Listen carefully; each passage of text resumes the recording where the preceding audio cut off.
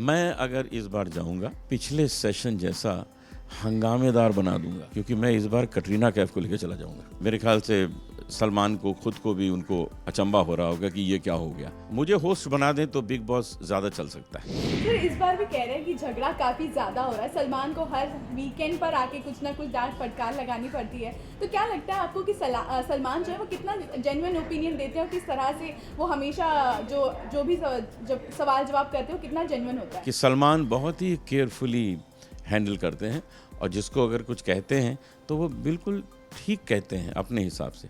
जैसे उन्होंने मुझे भी एक बार कठोर शब्द कहे थे कि आपने गलती की है और मुझे सज़ा भी दी थी, मुझे टॉर्चर रूम में भेजा गया था। लेकिन फिर उनको ये भी पता लग गया कि ये तो गलती हो गई, क्योंकि वो बात गलत थी जो उन्होंने सुनी थी। तो उन्होंने मुझसे माफ़ी भी मांगी कि हम माफ़ी चाहते हैं कि आपको टॉर्चर रूम में भेजा गया एक्चुअली। तो ये बहुत सिंसेरिटी है कि बिग बॉस वहाँ पर बैठ के ये सोचे कि भाई गलतियाँ भी होती हैं उनसे और उस गलती की माफ़ी भी मांगते हैं। और बाकी जहाँ तक इज़्ज़त करने की सवाल है, इज़्ज़त भी हमको बहुत देते रहे और लोगों को जहाँ सुनाने वाली बात है तो लोगों को सुनाते भी खूब रहे। तो बहुत ही परफेक्ट होस्ट हैं और इनको वहाँ रहना चाहिए और लोगों को बहुत अच्छा लगता है। अच्छा सर, बीच में बात ये आ रही थी कि सलमान ना जो काफ़ी ज़्यादा गुस्सा हो गए थे तो उन्होंने शो छोड़ने की बात कही थी। तो क्या सलमान के बिना शो जो आपको लगता है कि कितना हिट हो सकता है, कितना फ्लॉप हो सकता है, या क्या आपको लगता है? देखिए, ऐसा है कि पिछली बार भी ऐसा हुआ था। बीच में उन्होंने बोला था कि मैं तो शो छोड़ दूंगा और मुझे बिल्कुल ठीक नहीं लग रहा। लेकिन इस बार भी सलमान आए हैं और सलमान अच्छा ही चला रहे होंगे, क्योंकि लोग तो बिग बॉस आज भी देख रहे हैं। मेरे ख्याल से अगर मुझे होस्ट बना दें तो बिग बॉस ज़्यादा चल सकता है, क्योंकि क्योंकि मेरे आने से टीआरपी जो है वो बहुत ज़्यादा बढ़ गई थी। वो इतनी ज़्यादा बढ़ गई थी कि मेरे ख्याल से सलमान को खुद को भी उनको अचंबा हो रहा होगा कि ये क्या हो गया। और जब मैं निकला हूँ शो से तो टीआरपी गिर भी गई थी। तो इसका मतलब है कि मेरे होस्ट करने से बहुत फ़र्क पड़ेगा। तो आप भी सजेशन दे दीजिए, मैं अगले सेशन को होस्ट कर दूंगा। अच्छा, आप अगर होस्ट करेंगे तो क्या कुछ चीज़ों का ध्यान रखेंगे या सलमान के साथ थोड़ा सीरियसनेस दिखाएंगे या मस्ती मजाक? मैं तो जी मस्ती मजाक करूंगा, क्योंकि मैं उसी के लिए गया ही था। मैं तो अपने हॉलीडेज़ के लिए गया था और वो भी पेड हॉलीडे, जो मुझे कभी मिल नहीं पाता है। और मैं अभी भी जब बिग बॉस होस्ट करने जाऊंगा तो जो मुद्दे हैं उनको बहुत सीरियसली लूँगा, लेकिन मस्ती मजाक भी बहुत करूँगा।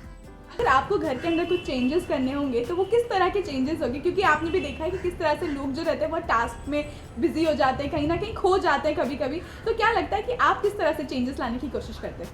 पहला चेंज तो मैं ये लाऊंगा कि मैं कहूँगा कि एक तानपुरा वहाँ भेज दीजिए, क्योंकि मुझे रियाज करने में ज़रा तकलीफ होती थी। एक तानपुरा तो वहाँ चाहिए। और दूसरा, ट्रेडमिल जब हम करने जाते थे तो ट्रेडमिल अचानक बंद हो जाती थी। वो इरिटेट करते थे हम लोगों को कि आप जाते ही ट्रेडमिल बंद हो जाएगी।